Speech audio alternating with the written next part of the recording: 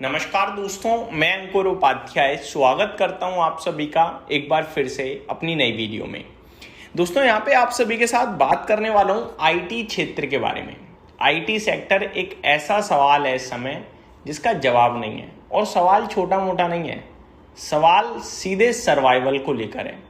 क्या IT companies Bharat में survive कर पाएंगी या खत्म हो जाएंगी? ये है सीधे सवाल। और अगर कोई व्यक्ति ये सवाल कर रहा है ना, हम उसे ये नहीं बोल सकते कि भाई आप तो पागल हो गए हो, क्योंकि लिटरली ये प्रॉब्लम फेस कर रही हैं और बहुत हैवीली कर रही हैं। एआई के डिसरप्शन से इंडियन आईटी कंपनीज की इस समय स्थिति बहुत खराब है। अब यहाँ पे दोनों तरफ इक्वली बैलेंस्ड जवाब है, यानी अच्छे भी हैं और बुरे भी हैं। सर्वाइव कर भी करेंगी, ये भाव लेने का है। सर्वाइव नहीं करेंगी, एआई बहुत बड़ा डिसरप्शन क्रिएट कर देगा, ये भी है। ऐसे में इन्वेस्टर्स अगर ये सोचें कि उन्हें वन साइडेड क्लियर कट जवाब मिल जाए तो बहुत मुश्किल है, बहुत मुश्किल। करना क्या चाहिए दोस्तों? एक ही चीज बोलूंगा, डिसिप्लिन के तहत एक सेक्टर में कितना पैसा होना चाहिए, यहां पे बस वही थ्योरी काम आ सकती है, इससे ज्यादा कुछ नहीं। अगर मेरा पर्टिकुलरली अमाउंट इस क्षेत्र में मेरी टोटल पोर्टफोलियो का 10% है तो मैं झेल जाऊंगा। अगर खत्म भी हो गया तो 90% तो सेफ है ना, वो पैसा बना देगा। लेकिन अगर मेरा आईटी क्षेत्र में मेरी पोर्टफोलियो का 50% है, I am in danger. Simple है भाई, ठीक है। तो आपको आपकी टोटल पोर्टफोलियो की नेटवर्थ का कितना आईटी क्षेत्र में पैसा लगा हुआ है ये चेक करना है और उसे मैनेज करना है। पहला डिसिप्लिन के तहत ये कर लीजिए। अब आते हैं सर्वाइव करेगा या नहीं। जैसे ही आप डिसिप्लिन के तहत अपनी पोर्टफोलियो का जो अमाउंट डिस्ट्रीब्यूट किया हुआ है वो मैनेज करोगे, फिर आपके लिए जवाब बनेगा आसान। कैसे? फिर मेरा मानना होगा पर्सनल लेवल पे कि मैं सर्वाइव करेगा ये सोचकर होल्ड करूंगा, और थोड़ा बहुत चाहूं तो अपनी पोर्टफोलियो का 10 से 12 या 13% का उसको रोल भी दे दूंगा, ठीक है, पोर्शन दे दूंगा और एक्यूमुलेट कर लूंगा इस भाव पे।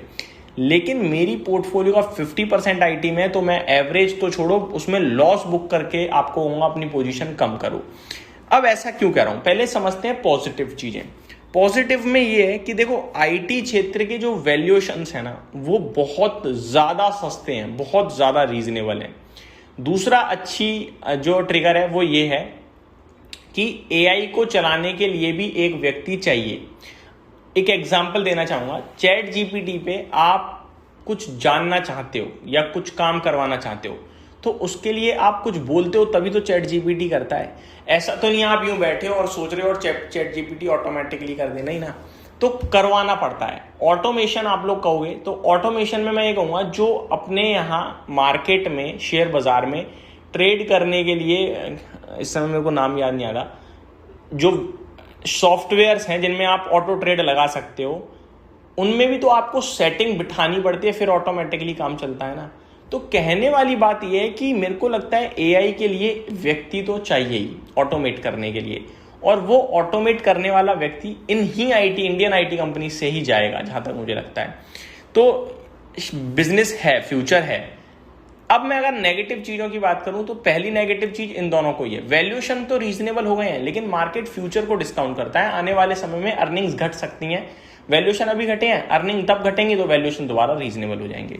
दूसरी बात, व्यक्ति तो चाहिए, लेकिन बिजनेस कितना बनेगा फिर, ये इंपॉर्टेंट सवाल हो जाएगा। एक्सपेंड कैसे करोगे आप अपने आप को, ये सवाल उठ जाएगा।